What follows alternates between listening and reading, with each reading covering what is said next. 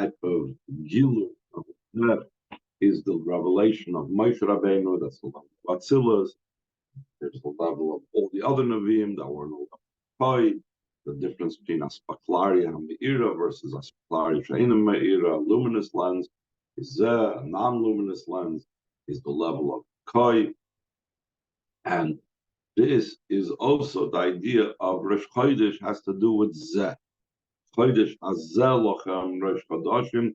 Now we know that Rosh Chodesh is the Gilui of Zeh.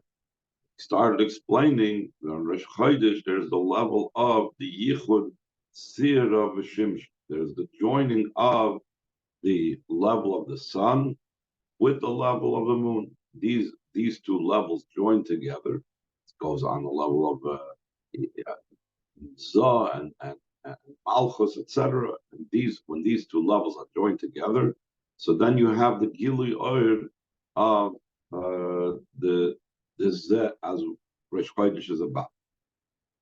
So now he's going to explain how the Zeh, the Gilui Oir of Rosh Chodesh, has to do with the Geula that took place in HaChodesh. In a Kol Hanal, all the above, Kasher and Mashin is Bar La'el, we can connect with what was explained previously. The idea of that we just now said that there's a difference in Tishrei and Nisan. The Tishrei is Hanhaga Tivis, the natural way of running the world. Nisan is Hanhaga Nisis. The level of Geula has to do with the Yichud Shimshav Sir. Chodesh, when in Yichud Shimshav Sir, Chodesh is the idea of the joining of the sun and the moon. That's the idea of the redemption that was in Achodesh Azalachem. So now the Rebbe, interestingly, in this Maimer is going to go into a whole piece about Purim. That in a similar vein, similar to the Geula that took place on Pesach, that we say that's Achodesh Hazeh, it's on Hagen Nisis, not on Hagen Tivis like Tishrei. The Rebbe is going to pull it back. The truth is, we read parts of Chodesh in still the middle of Adar. So middle of Adar was still under the influence of Purim. It says the Mismach Geula concerning Purim, we say that we bring close the Geula of Purim to the Geula of Pesach, Geula's Purim. That the Geula of Purim is incomplete. Like Chazal say, the Geula of Purim was not that we left exile completely. We were still servants of Achashverosh.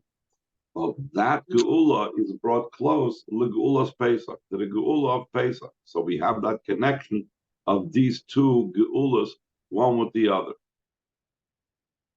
At the end of a Maimer of the title the Levush Malchus, that it says concerning that the king told the king told Haman, go bring the royal garment and dress up Mordechai in it, etc. So Shari Oida, the Mittler Rebbe, he explains in Bayern because of Maher Kakas Olavut. When Haman had told Achashverosh, you know what you should do to the person that the king desires his glory and honor? You should bring all these things, the royal king, the royal garment, the royal horse, etc., etc. And then Achashverosh told him, quickly, Maher, quickly, rush, bring this garment and do it to Mordechai. So there's an interesting two-way look at it that the Mittler Rebbe brings down in this mind. Mittler Rebbe explains the basic found in two ways. Either this idea that Maher Kakas Alavush was for Haman's detriment, it was for his downfall, as in the simple reading of the Megillah, or actually by Haman doing all of this for Mordechai quickly, this was actually for his benefit, as we'll go on to explain, because through this, Haman would not be destroyed, he would be elevated. Just like in the physical, Haman was now not killed, not yet, that was later on, but now his capabilities were used for the elevation of Mordechai. So he was becoming elevated. So this was a benefit for him. Mittler Rebbe, though he brings both perspectives, does not decide which way to go. Maimers, what you said, and the Maimer that Rebbe Rashab of 50 years prior, meaning 50 years prior to Tafshin Lamed, this week of Beis Nissen Tafshin Lamed would be 50 years since the passing of the Rebbe Rashab in Tafresh Pei in 1920. He writes simply. He doesn't go into a dispute, an argument. Was it for his benefit? Was it for his detriment? He just writes straight. This was for Haman's benefit. So the Rebbe is going to connect it with the Maher Kach Salavut, the rush. Quickly go take this garment. That the quickness has to do with this benefit of Haman. A weird explanation this is in Iksiv. It says in the pasuk concerning the future redemption, Ita Achishena, in its time, I will rush it.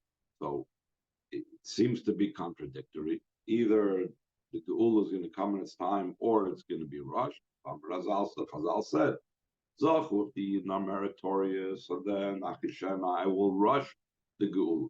Loi Zachut the Yidna not meritorious, Be'ita. The Geula will come at its appointed time when the Eibishter has decided that Golus has to end by that time. The difference between Zachu and Loi Zachu, Achishena and Itam, Seder Havoida the Be'it. There is the order of Avoida that has to do with the set time. The idea, it says in the pasuk that Hashem put an end to the darkness. What's it mean that Hashem put an end to the darkness? That means he gave it an expiration date, gave it a deadline.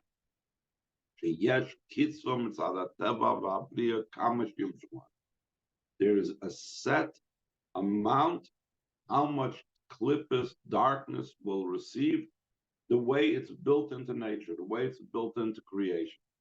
And therefore, their shelf life is only for a certain amount of time. And when the time that they have been allotted finishes, they'll be completely destroyed. None of the klippa, none of the darkness will remain. That's the Ketzam L'choshech. That's the idea of Be'it. Also, like it says, top of the next page. It's Ruach HaTumah Avin, when the spirit of Tumah will remove from the earth. There won't be anything left. There won't be anything transformed. It'll be completely erratic.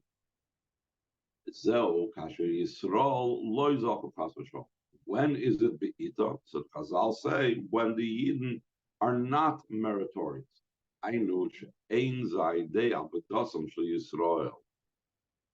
When the end of times comes about, not through the avoid of Yidden, so then it's the natural time for the end of days and the natural time of when the right will overcome the left. Like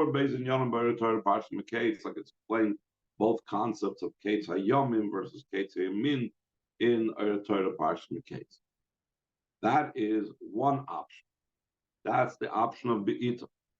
But if Eden were meritorious, what does it mean they're meritorious? The Hainu Kashri Zochu Yisrael Ba'avodas HaBerurah. When Eden are meritorious in their avodah of refining the sparks. Oz Tia Hageula Koidem Zman HaKotzi. Then the redemption will be prior to the appointed time, when there's still an existence of darkness. When there is a mitzias of darkness, so then, and still in all, the Geula comes. While the darkness exists, it still has a shelf life, it still hasn't been expired. So then the darkness, the klippus itself, can become refined. Now we can understand what it says by Haman Maher, quickly take the garment. Zel mashkasav ba'mayim maher ulteva. So that's what it says in the Maimer, that when Haman was told quickly take the garment, that's for Haman's benefit. The Zel hamayla b'akishana. That is the advantage in Akishana. I will rush the Geula. I'll be eaten over the Geula coming in its time. Days of Mizbarim on its Haman. Through that, through the Mahir, through doing the Geula, while the darkness still exists. So then the sparks of Haman can be refined. Zel Madisa Gemara. This is also reflected in what it says in the Gemara. Mipnei Banav Shel Haman Lamda Torah B'nei Brak. From the descendants of Haman, they studied Torah in Bnei Brak.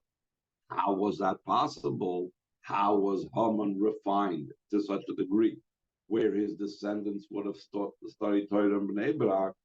Is a boy de mahir that came through rushing, and the rushing of the Geula, even the minor Geula of Purim, Amidosam Shal Yisrael. So that brought about that there could be at least some of the sparks of Haman elevate. All this concerning Haman Agagi, meaning Shubam Amalek comes from Agag Melech Amalek. He came from Amalek. All of cause of that about Amalek it says, I will surely eradicate him, and you should surely eradicate him. Reish is going Amalek. Actually say the beginning of all Goyim is Amalek, and his end is to be lost forever. Still in all, despite how terrible and how unbelievably bad Amalek is, and how he has to be completely eradicated, still in all, despite that, through the avoid in a way of rushing. So the refinement occurs also in Amalek, even in Haman. If that can be done even to that worst of all clippers, Reish is going Amalek. It can be done even to Haman, that there could be a birur in Haman when it's done in the way of Akishena. How much more so when we're dealing with the other Goyim, that Amalek is their head, through rushing it. Through avoida, we affect in the Goyim. We affect in them a refinement. That's the Maila in the avoid of rushing it. As I'll say about other Goyim whose their descendants, even though they were terrible people themselves, but their descendants were Nizbarer. It says from the grandchildren, the descendants of Sisera, they studied Torah in Shalayim, Manin and Fulu. And who are they? And from the descendants of Sanicherev, they study Torah in public. Who are they? And he goes on to say who they are. That's what it says, that rushing it is for his benefit, because now they are they are elevated instead of being completely destroyed when darkness ceases. That's also the reason that the Chazal do not say the names of the Gerim, but rather than saying the names, they say about where they come from. They say they're the descendants of Haman, they're the descendants of Sisera, they're the descendants of Sanicherev, that we relate the descendants to them. How is this appropriate?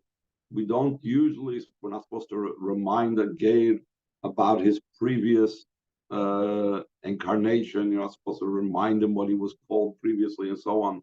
Here, just the opposite. We are telling them, give a look. Your great-great-great-great-grandfather was Sisera of Haman. But the purpose of saying this, which normally is not said about a Geir, that is the idea of the refinement that happens in Haman and in Sisera and in Sanicherev and by extension Amalek, because of the level of Akishana. Because the avoid of the Yid, that is all the advantage of when the Geula comes, not when the darkness expires, but in the way of being rushed. As nasa biru gam b'choysher, then also the darkness becomes refined. Al pi'itra, that's the benefit and the advantage over the Geula coming in its time.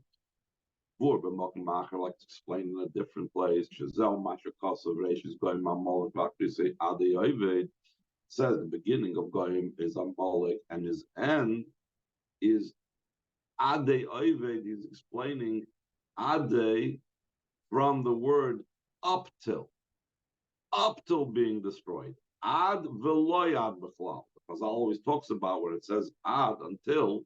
Does that include what's being spoken about ad, or is it exclude? Is it up until but not there?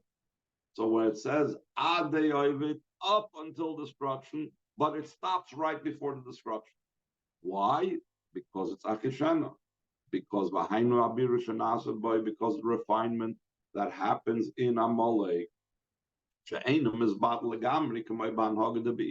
Amalek and all the goyim were not coming totally in this battle, like if the way how the Geula would come about is in the way of coming at its time. But through but it's done in such a way that we transform it to kedusha.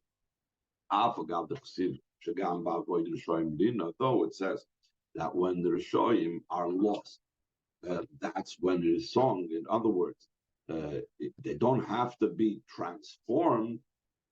Their destruction alone is reason for celebration and song. Yet, despite that, if the guy, instead of just being destroyed, he is actually refined and elevated. Yes, was a toisvis say. So then there's additional light in a much more powerful way than if they're just destroyed. That's where it's going to be when Mashiach comes.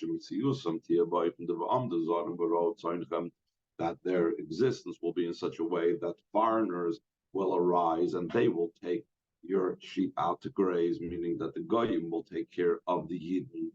Which of course, like it says in the pasuk, then I will transform the nations. They will have a clear language of the Shechem Echad, that they will serve them. Then serve Hashem. Shechem Echad means literally altogether, but also Shechem, he translates from the word shoulder, which indicates the back. Though it's a level of the shoulder, Acharayim, the back, but it's to serve that, to serve him entirely. In other words, even though the goyim are like the back, but they are transformed to serve Hashem. That they will exist. Their entire being will only be in the way of in service of Hashem and in service of the Yidden, that the foreigners will rise up and they will take your sheep out to graze. Just like it was before the sin of the Eitzadas. The Metzias HaKlippa Hoysa Shomer Lepri, that the existence of Klippa was in such a way that it protected the fruit. Meaning, Klippa was not something that came about only after the Chet Eitzadas. Before the Chet Eitzadas, there was Klippa also. There was the peel, the shell as well. What is an appropriate function for a shell and a klippa and a peel? When it serves its purpose of protecting the food. That's the purpose of a shell. That's the purpose of a peel. Bugs shouldn't destroy it. They shouldn't be destroyed by weather conditions, etc. Then when it comes time to eat the fruit or whatever else, the nut or the egg, you remove the peel and then you eat the item. So this is the purpose of the peel. What happened after the Chet Eitzadas, this explains, is that instead of the peel being a protection, it's like having the eggshells mixed into your egg salad. It's disgusting. It's horrible. It destroys the whole purpose. So instead of serving its function of protecting the food that's inside of it, it makes the food inedible. So what happened after the Chet Tzadas, there became a mixture of Kedusha and Klippa. The Klippa became now mixed up with Kedusha. When Mashiach comes, the Klippa is going to revert to its original state, that it was there to protect the food that it surrounds. Shahayim is that was a benefit from it originally before the Chet Tzadas. Like in Yelos and Lavisol to a Mashiach comes, Klippa will still exist, the Goyim will still exist. Even the darkness will to a certain degree exist, but in such a way that it'll be nisbara that will serve Hashem and will be purpose. So now the Rebbe goes on, Zehu, bottom of page 4. Gama Shaikas, let's call us a Megillah. This is also the connection with the beginning of the Megillah. It's interesting, a lot of Megillah things over here in this mimer. Maybe Pirush Ad Murazach and Al Vayhi B'Me'achashverosh. But some Tzedek brings explanation of the Alter Rebbe on the words Vayhi B'Me'achashverosh. Right away, the beginning of the Megillah. The Chilas Tevis Achashverosh, the beginning of the name Achashverosh is Achash. Who Achash? Meloshem Meheira Chusha, like Achishena, making it quickly. We said the advantage of when the Geula comes quickly, it's that the Klippa and the darkness is not completely destroyed, but it's transformed to Kedusha. In the top of page 5. Maybe based upon though in Shari he brings in both approaches, whether it was for the benefit of the Haman doing the Maya, or it was for his detriment, that quickly and sooner Haman would be destroyed. Still know the majority of Amarim, it's explained, like I said before, that was for his benefit. Through that the darkness becomes refined. Let's try and finish the mimer today. Yes, Lakasha calls them, like also Parsha Shvuah, Parsha Shmini. We can connect all of this, what it says in the Parsha Shvuah, this week's Parsha is Parsha Shmini. Whatever animal goes on its belly, it crawls on its stomach. Isa Gemara, and the Gemara brings down for this reason, the early ones are called Seifrim. Seifrim literally means scribe. The Chazal explains Seifrim from the word counters. By Seifrim kol ha'oisish b'Torah, to count all the letters in the Torah. They would say Vav the Gachain, the letter Vav of the word Gachain in our parsha is Chetzion shel oisish shel Sefer Torah. It's the half of the letters of the Sefer Torah. You divide the Sefer Torah, the 300,000 something letters, the Vav is right in the middle, right halfway. Seemingly, what's the idea behind it? What's the point? The my nafkamina, and who cares if it's the half letters? What's the idea? What's the connection specifically to the letter Vav, not any other letter that's in the middle? The idea behind this is what is it referring to, the pasuk, when it speaks about everything that crawls on his belly? It's referring to the snake. Like it's explained in the Medrash Halacha known as Taras Kainim and Rashi. The Marsha explains the spiritual significance is of this connection between the letter Vav of Gochet being right in the center of the letters of the Torah. The Lefita, the small level Kayachatuma, this is the Marsha and Gemara. Sounds like a piece of a Maimon Chassidus. Says that the left side, the power of Tumah, is the primordial snake. In other words, the nachash of the Eitz Hadas. Cain hifsik ba'oisis atoyda bevav the goch. Therefore, talking about that snake, he separated, he divided with the letter Vav all the letters of the Torah, the Vav of that snake. Lirmais, the hint, according to the letters of the Torah, all the letters of the Torah are called the names of Hashem. And because it's right in the center of those letters, it's trying to teach you that it totally destroys any possibility for the power of impurity. Vav the Gochin, the Vav of the Gochin, divides it and breaks it up. And the intention of this is not just to cut the vav right in the middle of the Sefer Torah, not just to cut and nullify and destroy the power of the snake, but also to refine it and to transform it to holiness, like we've been talking about before, about the Maher, Bachishana, and so on. This is also what's brought down the Rishalmi also his enemies will make peace with him.